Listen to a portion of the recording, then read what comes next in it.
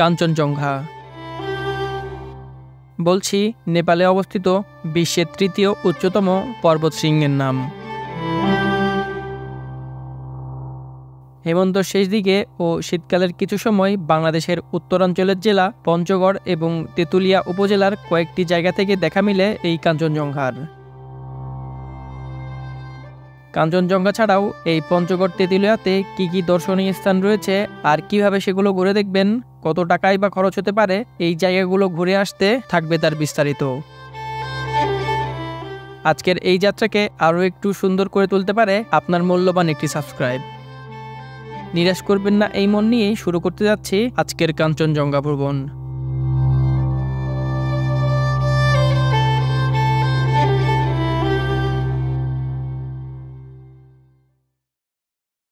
আসসালামু আলাইকুম সবাইকে। বর্তমানে আমি রাঁচি রেল স্টেশনে অবস্থান করছি। তো আজকে আমি যাচ্ছি পঞ্চগড়ে কাঞ্চনজঙ্ঘা দেখার জন্য। আমাদের ট্রেন বাংলাবান্ধা এক্সপ্রেস। রাঁচি থেকে এটা রাইট টাইম হচ্ছে 9টার দিকে, এখন বাজে প্রায় 8:30টার মতো। তো এখন আমরা প্ল্যাটফর্মে ঢুকছি। আর আপনারা যারা ঢাকা থেকে পঞ্চগড়ে যাবেন তাদের মূলত একতা এক্সপ্রেস, দুধযান এক্সপ্রেস এবং পঞ্চগড় এক্সপ্রেস, যার ভাড়া পড়বে পার পারসন 695 টাকা। আর আমাদের এই বাংলাবান্ধা এক্সপ্রেসে জনপ্রতি ভাড়া পড়েছে 395 টাকা থেকে।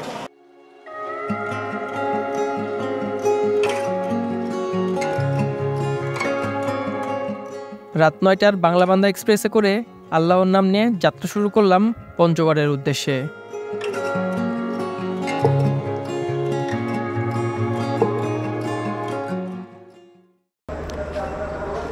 আলহামদুলিল্লাহ, মাত্র পঞ্চগড় রেল স্টেশনে এসে নামলাম। তো আমাদের ট্রেন রীতিমতো প্রায় 1 ঘন্টা মতো লেট, অর্থাৎ এখানে এসে নামার কথা ছিল হচ্ছে 4:30 আর এখন ঘড়িতে সময় 5:30। তো যাই হোক, ভালো মতো পৌঁছাতে পেরেছি এখানে। তো আমরা আমাদের প্রথম কাজ হবে এই পঞ্চগড় স্টেশন থেকে তেঁতুলিয়ার বাসে তেঁতুলিয়া চলে যাওয়া এবং দেন ওখানকার যে স্পটগুলো আছে সেই স্পটগুলো ঘুরে দেখা। আর এই যে দেখতে পাচ্ছেন এই যে পঞ্চগড় এক্সপ্রেস ট্রেন। আর পঞ্চগড়ে কিন্তু ভালোই ঠান্ডা। আর আপনারা যারা এর ভিতরে আসতে যাচ্ছেন তারা অবশ্যই আপনাদের সাথে শীতের কাপড় অবশ্যই নেবেন। তাছাড়া কিন্তু আপনারা এখানে ঠান্ডাতে টিকতে পারবেন না। অর্থাৎ অন্যান্য জেলাতে যেমন ঠান্ডা এখনও সেভাবে পড়েনি, এই পঞ্চগড়ে কিন্তু সেরকম ঠান্ডা কিন্তু পড়তে শুরু করে দিয়েছে। তো চলুন যেতে যেতে কথা হচ্ছে আপনাদের সাথে। আপনারা যারা এই পঞ্চগড়ে আসবেন তারা খুব সকাল সকালই ট্রেন থেকে আপনারা নেমে যাবেন এখানে। ট্রেন থেকে নামার পরে এই ধরনের ভ্যানে করে আর কি আপনাকে যেতে হবে হচ্ছে পঞ্চগড় বাস স্ট্যান্ড পর্যন্ত, এবং পঞ্চগড় বাস স্ট্যান্ড থেকে আপনাকে তেঁতুলিয়া যেতে হবে। এই যে ভাইরাও যাচ্ছে। আসলে আজকে শুক্রবার এবং অনেক মানুষই আজকে এই পঞ্চগড়ে কাঞ্চনজঙ্ঘা দেখার জন্য আসছে। তো সবার সাথেই দেখা হবে। এই যে একটা পিছনে ভাই আছে। তো চলুন যেতে যেতে আপনাদের সাথে কথা হবে।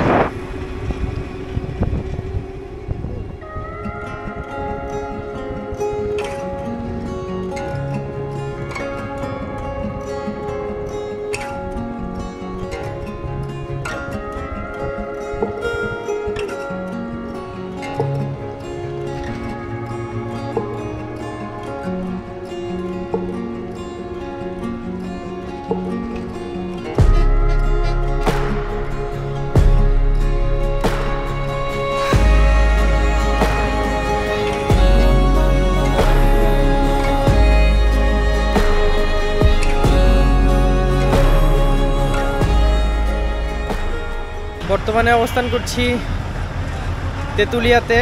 আর এই যে বাস দেখতে পাচ্ছেন পেছনে, যেটা এই রকম বাসে আপনাদেরকে পঞ্চগড় বাস স্ট্যান্ড থেকে তেঁতুলিয়া আসতে হবে, যার জনপ্রতি ভাড়া পড়বে হচ্ছে 70 থেকে 80 টাকা করে। আমার পেছনে আপনারা দেখতে পাচ্ছেন এই যে বিশাল এক তেঁতুল গাছ। তো মূলত এই তেঁতুল গাছের জন্যই এই স্থানটার নামকরণ করা হয়েছে তেঁতুলিয়া। দেখতে পাচ্ছেন খিচুড়ি আর সবজি, ডাউল হচ্ছে পার বাটি হচ্ছে 10 টাকা এবং সবজি হচ্ছে 10 টাকা। আর এই হোটেলের নাম হচ্ছে শাপলা হোটেল। এটা হচ্ছে ঠিক তেঁতুলিয়ার যেই তেঁতুল গাছটা আছে তার ঠিক অপোজিটে। তো খাওয়া দাওয়ার পরে আপনাদের সাথে কথা হচ্ছে। তেঁতুলিয়া যেই বড় বাজার আছে সেই বড় বাজার থেকে আমরা একটা ভ্যান রিজার্ভ করে নিয়েছি। ভ্যানে আমরা 3 জন আছি, 3 জনে আমাদের ভাড়া পড়েছে হচ্ছে 200 টাকার মতো। যেই ভ্যানওয়ালা মামা আছে সেই ভ্যানওয়ালা মামা আমাদেরকে প্রথমে নিয়ে যাবে। কোথায় নিয়ে যাবেন মামা? বড় বিল্লা। আমরা এখন যাব হচ্ছে সেই বড় বিল্লাতে। তো সেখানে যাব, এখন সেখানে গিয়ে সেটার ওটা মামা বলছে ওটা সিনেমানা এলাকা, তো ওখানে গিয়ে আপনাদের আমি ওটার ভিউ দেখাবো। আর আপনারা ওই যে সামনে দেখতে পাচ্ছেন যে বিস্তৃত এলাকা জুড়ে ওই যে চা বাগান, এই যে এই পাশেও এবং এই পাশেও, আর এই পাশেও কিছু চা বাগান রয়েছে। এবং এই যে এগুলো যে দেখতে পাচ্ছেন সেগুলো হচ্ছে চায়ের যেই গাছ থাকে সেই গাছগুলো তুলে এনে এখানে শুকানোর জন্য রেখে দেওয়া হয়েছে। আর ওই পাশে হচ্ছে যেগুলো দেখতে পাচ্ছেন সবুজ এবং সবুজ, ওগুলো হচ্ছে সেই চায়ের বাগান।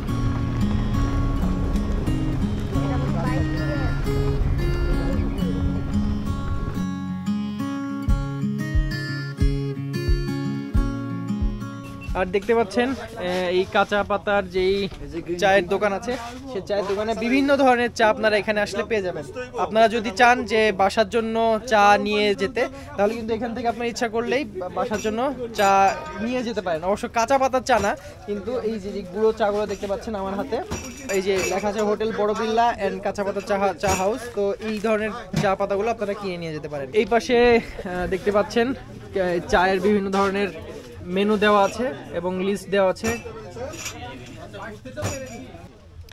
আর এই যে দেখতে পাচ্ছেন সেই ঐতিহাসিক কাঁচা পাতার চা। আসলে দেখে মনে হচ্ছে না যে এটা কাঁচা পাতার চা, দেখে মনে হচ্ছে যে এমনি সাধারণ যে চাগুলো থাকে সেই চাই। তো একটু খেয়ে দেখি যে কেমন এটার স্বাদ।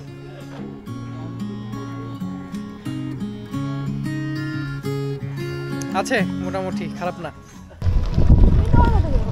বর্তমানে এই বড় বেল্লার যে কাঁচা পাতার চায়ের যে স্টল আছে সেই স্টল থেকে আমরা এখন যাচ্ছি আমাদের পরবর্তী গন্তব্যে। তো মামা বলল যে আমাদেরকে এখন নিয়ে যাবে কাঁচা বাঁশ এবং হলুদ যেই বাঁশ আছে, মূলত এই বাঁশটা সাধারণত নেপালি জাতের এক ধরনের বাঁশ। এই বাঁশটা শুধু নাকি এই পঞ্চগড়েই জন্মায়, আর কোথাও নাকি বাংলাদেশের পাওয়া যায় না। তো সেইখানেই আমি যাব এবং কি আছে এই বাঁশের মধ্যে বা কেনই বা এতটা ঐতিহ্যবাহী এই বাঁশ, সেখানে গিয়েই আমি আপনাদেরকে সেই বিষয়টা দেখাবো। আর এই রাস্তা দিয়ে যেতে যেতে আপনাদের নজর কাটবে সেই চায়ের বাগানগুলো।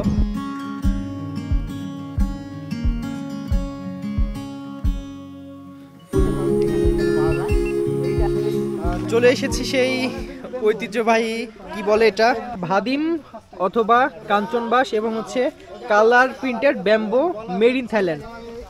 আর মূলত এই যে এই হলুদ বাঁশটাকে বলা হচ্ছে যে কালার প্রিন্টেড মেড ইন থাইল্যান্ডের বাঁশ। দেখতে পাচ্ছেন হলুদ রঙের একটা বাঁশ, এই যে হলুদ রঙের, এবং বাঁশে বিভিন্ন মানুষের নাম লেখা আছে।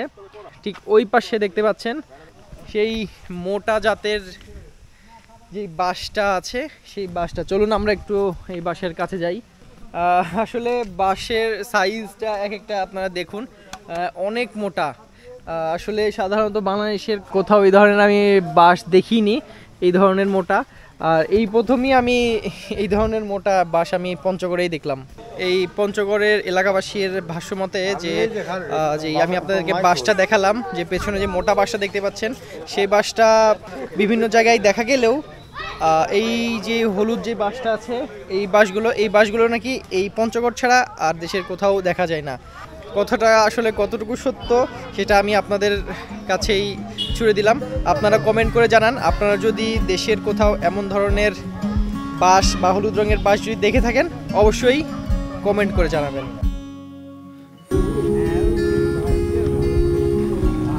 আর বর্তমানে আমরা চলে এসেছি, এটা কোথায় মামা নাম?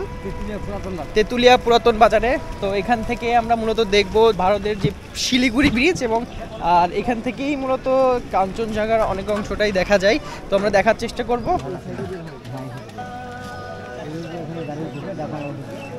বর্তমানে আমি এখন যেই তেঁতুলিয়া পুরাতন বাজার আছে, সেই পুরাতন বাজারে যে মহানন্দা নদী আছে, সেই নদীর ভেতরে আমি অবস্থান করছি। অর্থাৎ আপনারা দেখতে পাচ্ছেন ওই পাশে যেটা আছে দেখা যাচ্ছে, ওটা হচ্ছে সেই শিলিগুড়ি ব্রিজ। ওই পাশে দেখা যাচ্ছে কিছু এইখানকার স্থানীয়রা পাথর খনন করছে। আসলে দেখতে পাচ্ছেন তারা কি কষ্ট এবং অক্লান্ত পরিশ্রম করে, এবং এই পাথরের বোঝা মাথায় নিয়ে এই নিচ থেকেই এইভাবেই ওপরে তোলে।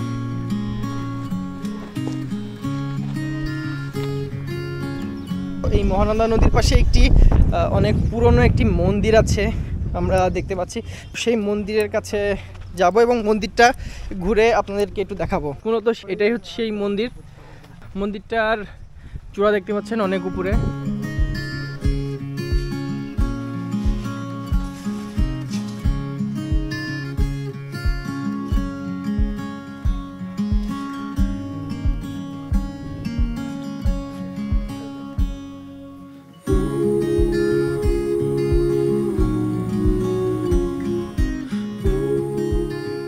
আর মূলত যে এখানে দেখতে পাচ্ছেন আই লাভ তেঁতুলিয়া, অর্থাৎ এখানে লেখা আছে আই লাভ তেঁতুলিয়ার একটা ভাস্কর্য অর্থাৎ লিখিয়ে দেওয়া আছে। মূলত এখানে দর্শনার্থী যারা আসে এসে এখানে ছবি টবি তুলে তাদের মনে আনন্দটা প্রকাশ করে যে আমি তেঁতুলিয়াতে ঘুরতে এসেছি।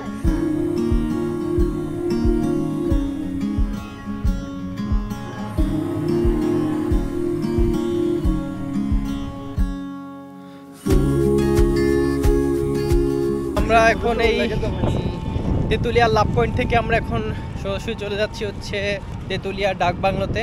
তো ওখান থেকে মূলত কাঞ্চনজঙ্ঘা ভালো দেখা যায়, তো আমরা দেখার ট্রাই করব কাঞ্চনজঙ্ঘা।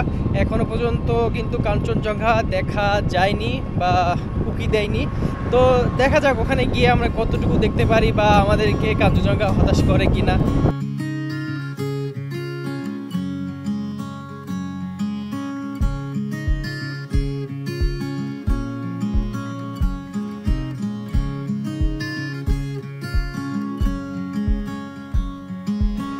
আর দেখতে পাচ্ছেন আমি এখন চলে এসেছি জেলা পরিষদ ডাক বাংলো তেঁতুলিয়া পঞ্চগড়।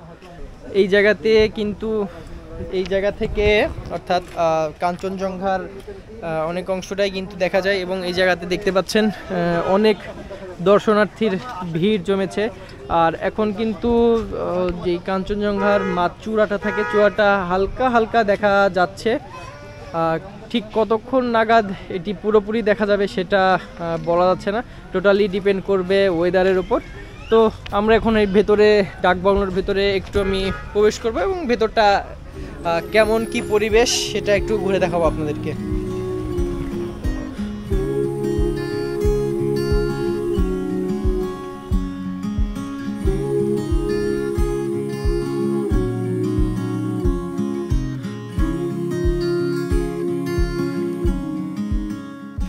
মূলত কাঞ্চনজঙ্ঘা আমাদেরকে হতাশ করেনি, একটু একটু উকি দিতে শুরু করেছে।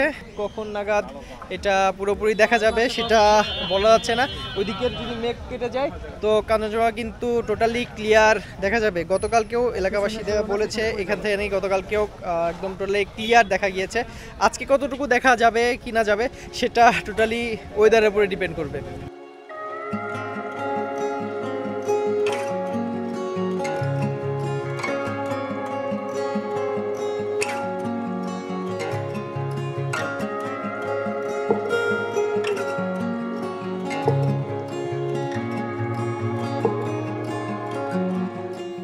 বাংলাবান্ধা 0 পয়েন্ট যাওয়ার সময় অবশেষে দেখা মিলল কাঙ্ক্ষিত সেই কাঞ্চনজঙ্ঘার। ভ্যান থামিয়ে দেখে নিলাম বিশ্বের 3য় উচ্চতম পর্বতশৃঙ্গ কাঞ্চনজঙ্ঘা।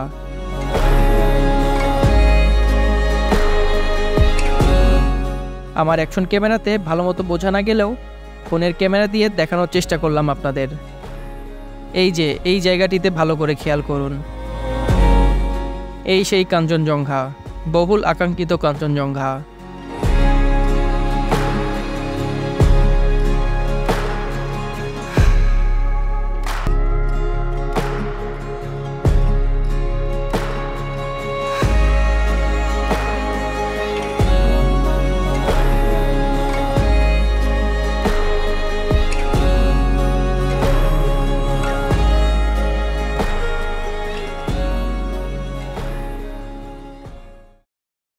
এই যে দেখতে পাচ্ছেন এই অটোটা একদম ইন্ডিয়া থেকে আসছে।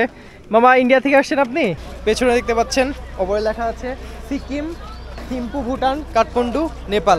এই পাশেও রয়েছে ইন্ডিয়ার পিলার, অর্থাৎ আমি বর্তমানে ইন্ডিয়ার ভেতরে ঢুকে গিয়েছি। এই যে এই পাশে দেখতে পাচ্ছেন এটা হচ্ছে ইন্ডিয়া চা বাগান।